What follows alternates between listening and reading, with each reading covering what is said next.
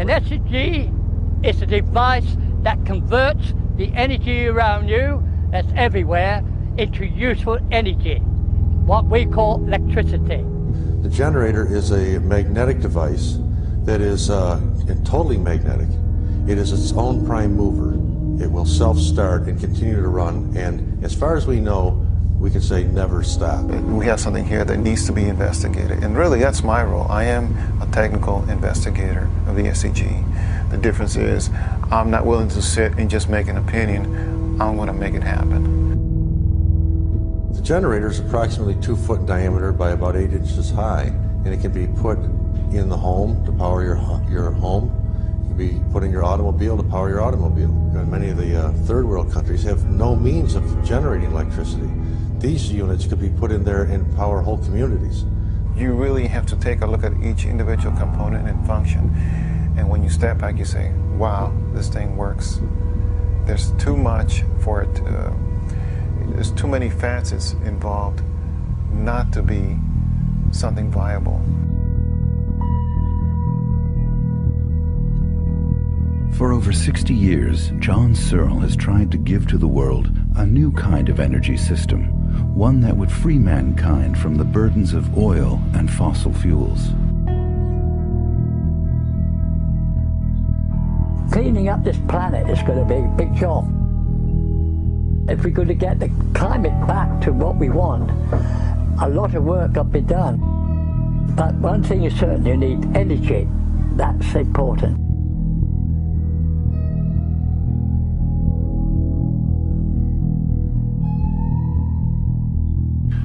So relatively speaking, it is positive here, negative out here.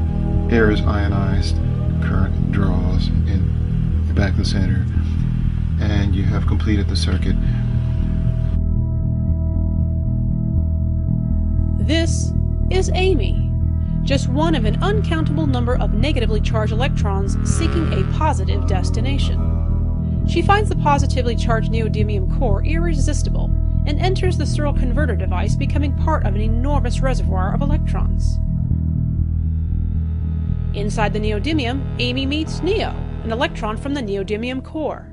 These electrons are drawn to the powerful magnetic flux line penetrating the 4 layers in the Searle design. They join together, forming a boson pair, as they spin around the magnetic force, releasing them on their pathway to freedom.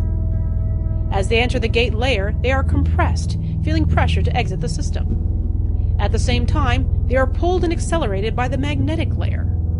Their energy continues to increase, racing through the emitter layer, joining trillions of other boson pairs that form the eddy current on the surface of plate 1. The boson pair is captured by the roller and blasted into the positively charged neodymium core of the 2nd stage plate, repeating the activity into the 3rd stage of the Searle device. With tremendous energy, Amy and Neo are hurled forcefully into standard coils, where they are collected in the same manner as any generator of electricity. Nothing is created or destroyed. The circuit is complete.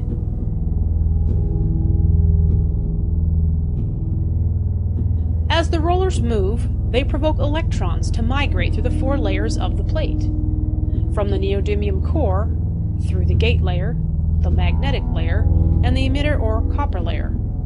This activity repeats through the rollers and the plates. Unlike conventional generators, the electrons will be moving at extremely high velocity. Conventional currents are slow currents, and they build up heat. The more current you draw, the more heat you get. This system is the opposite. The more current you draw, the colder it gets, for this reason. At the quantum level, the electrons are riding the magnetic field, not hitting the lattice of the atoms. The electrons find their path between atoms undisturbed, so they accelerate to higher and higher speeds.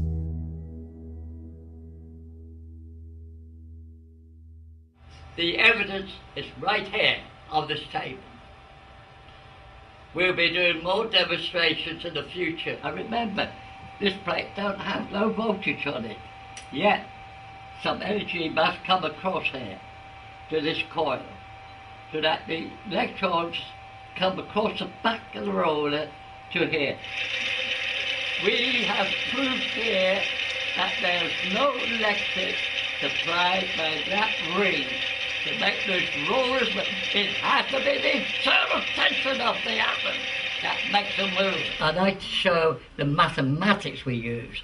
The law of the square says there are two prime states in everything in the universe, and they're opposites.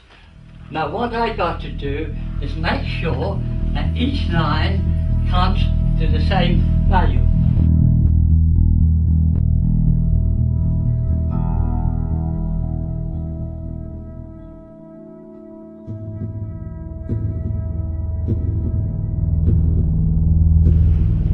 Now you can do it. Simple, isn't it? Yeah. Do you agree? I agree.